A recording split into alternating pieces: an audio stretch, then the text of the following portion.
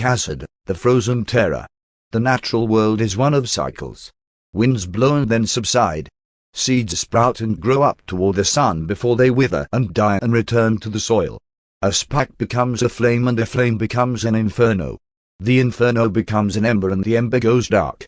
Each of these elemental processes, in their infinite repetition, birth different kinds of consciousness. It was from the endless swell and retreat of the tides that Khazard was given life. As the elemental guardian of the ocean, Khazard possessed an innate understanding of almost everything beneath the waves. Everything from the smallest crustaceans to the largest leviathans held no secrets from him. The sway of seaweed is the rhythm of his breath, and the currents that flow from one far coast to another are the lifeblood of his body. Elementals are unlike other mortal beings. They come into being fully formed and aware. They know their purpose, and follow the path ordained for them. When they do finally die, they do so without fear or apprehension. They know that the old must make room for the new. Khazard took the place of Ado, who had taken the place of another, and so on throughout time immemorial. This would fall apart, however, when he denied the eternal cycle. It would seem that there could be nothing in the sea beyond his ken, but in the deepest abyss there was something that called and waited. A voice whispered to him. No matter where in the sea he went, it was there. It asked him questions he couldn't answer, and little by little began to foment a thought that elementals do not naturally possess doubt. He began questioning the nature of his being.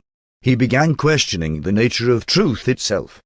As the questions became bigger and more mind-bending, and the voice continued to pull at him, even the vastness of the ocean began to seem confined. The black depths beckoned and promised understanding. With his sense of purpose waning and uncertainty growing ever more present, he resolved to seek out the source of the thoughts that had infested his mind. Far below where the last motes of light died out, Khazard found what he sought. In the dark was the one that had spoken to him. It twisted and writhed, 1,000 tentacles radiating from a faintly luminescent inky cloud. It continued whispering directly into his mind, now at a more rapid pace. He was held in thrall, absorbed entirely in the hypnotic words of the speaker. A thin crust of ice cracked and reformed around the tentacles as they stretched and retracted. Khazard grew cold as he became more and more lost.